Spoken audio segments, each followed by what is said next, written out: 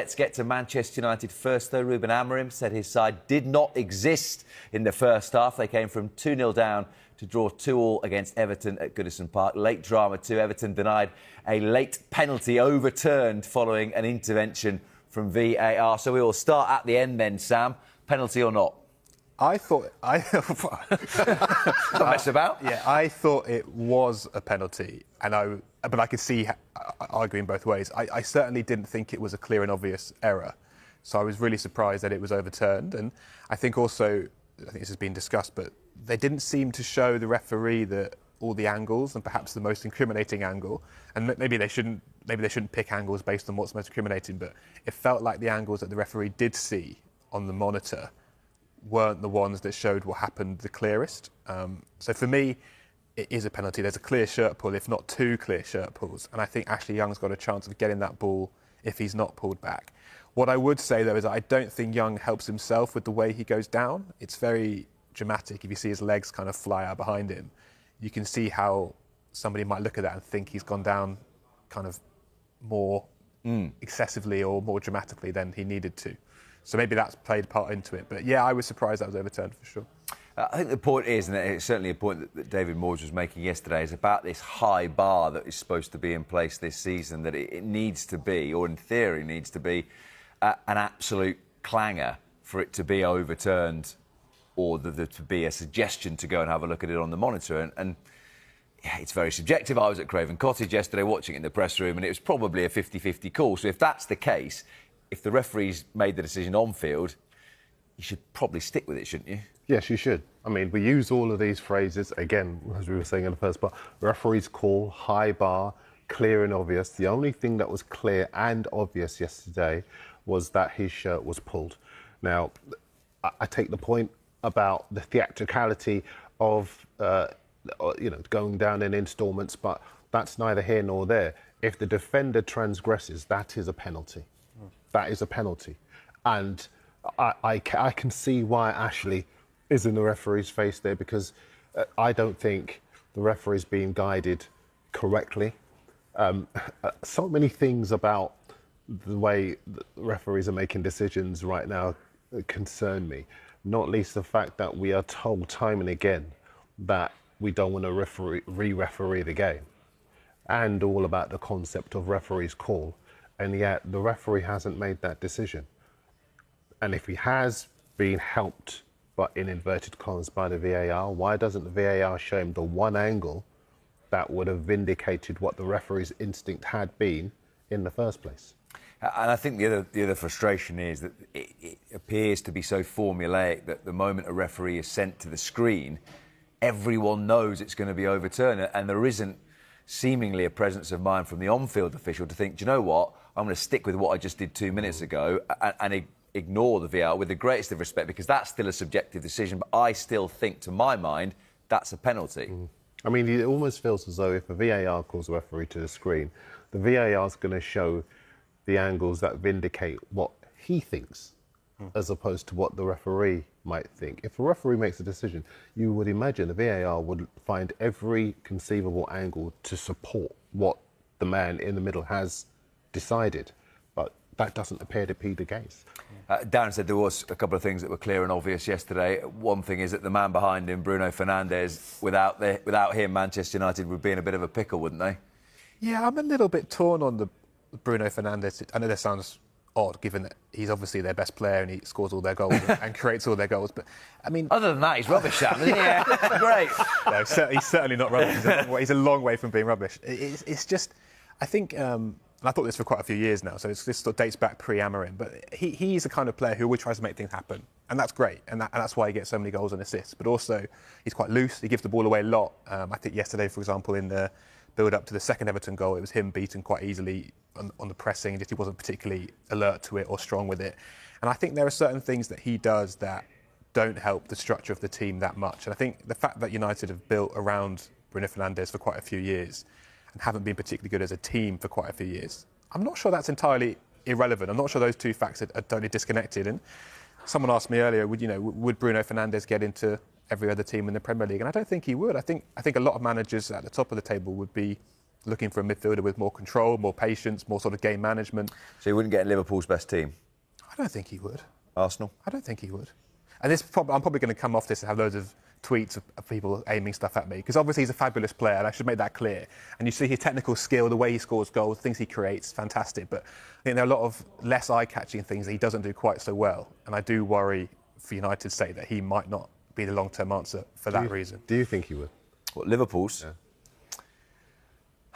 I think there's an argument that he could play in that 10 position, but I think the amount of work that Dominic Szoboszlai does off the ball in terms of the pressing and being the guy who sort of leads the press a little bit, I'm not so sure.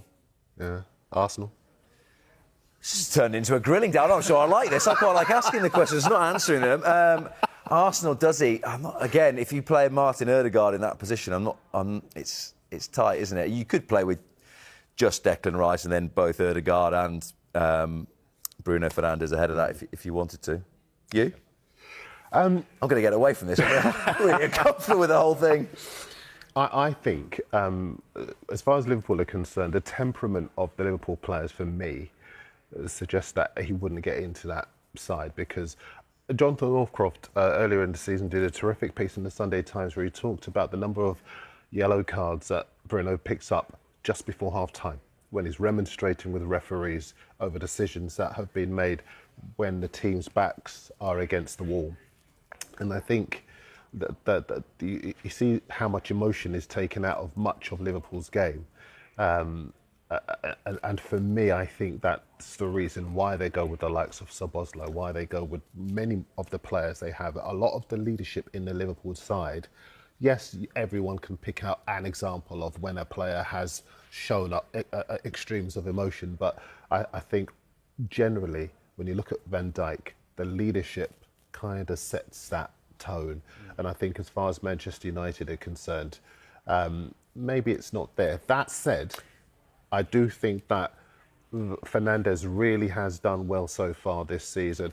He scored the most goals, 6 goals so far this season, jointly with Ahmad. There's a bit of a drop-off to the rest of them.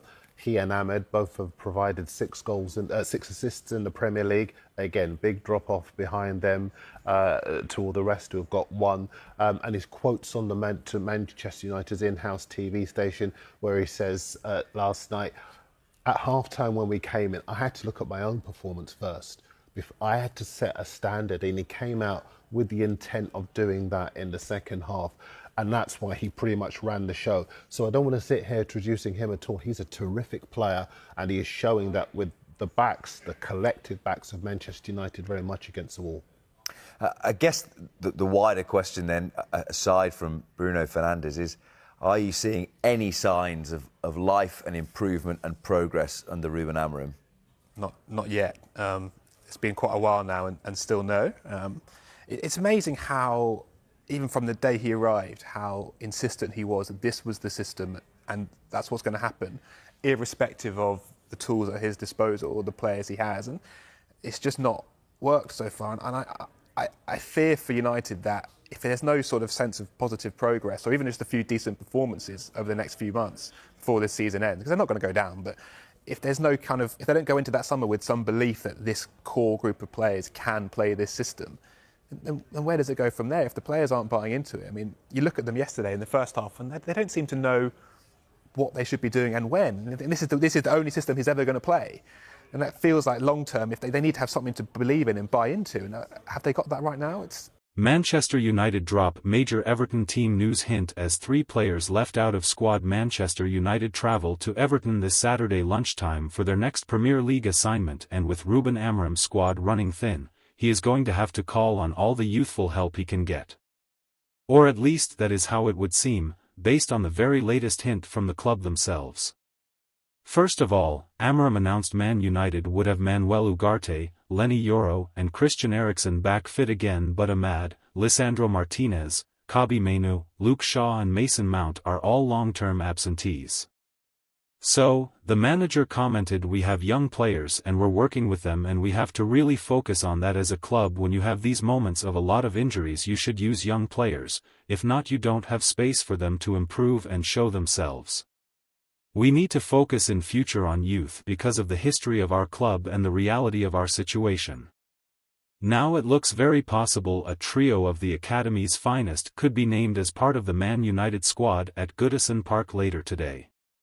Everton vs Manchester United live score and goal updates as Højlund and Beto go close. Manchester United will be targeting a return to winning ways when they visit Goodison Park for the last time to face Everton this lunchtime, kick-off 12:30 p.m. United suffered a second straight league defeat without scoring last time out, being beaten 1-0 by Tottenham Hotspur at the Tottenham Hotspur Stadium. That marked their sixth defeat in their last 9 league matches. It means United head into this lunchtime's clash on Merseyside sat 15th in the table, 1 point and 1 place behind their hosts. Everton moved above United last weekend with a 2-1 away win over Crystal Palace. The Toffees have made steady progress following David Moyes' return to the club in January, winning 4 of their last 6 league matches. They are unbeaten in their last 5 in the league, winning 4. By contrast, United have won just 4 of their first 14 league games under head coach Ruben Amorim. However, his biggest win as United boss so far was a 4-0 triumph over Everton at Old Trafford back in December. Everton are pressing brilliantly here. They aren't giving United any time on the ball and are pushing high up the pitch. Why can't United press like that? Pickford had the ball before and there was no press. It shouldn't be hard to deliver maximum intensity. There is not a contrast in pressing. Everton are pressing United and United are not pressing Everton when the other side has the ball in their own third. United have got some good footballers back there, Onana, Maguire, De Ligt and Mazraoui, but they act like they don't have the wherewithal to play out from the back. Dorgus Cross there will offer United some encouragement. He's playing in front of the away end, so won't struggle for audible backing this half. United fans have aired their odes to Wayne Rooney and Ji-sung Park already. Beto just put his hands on Maguire, who saw the funny side of it. It's going to be interesting to see how their physical battle unfolds because Beto has been a handful since Moyes' appointment. He looks like a new player and is suddenly a regular starter. Casemiro is having a shocker already. Amorim is already on his haunches. Everton sent blood. It is just as well that was a poor corner sent in towards Tarkowski after Dorgu unnecessarily conceded a corner.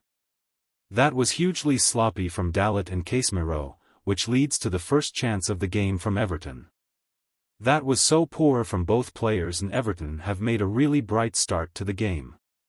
Dorgu has also just swiped at a ball and sent it into the stands.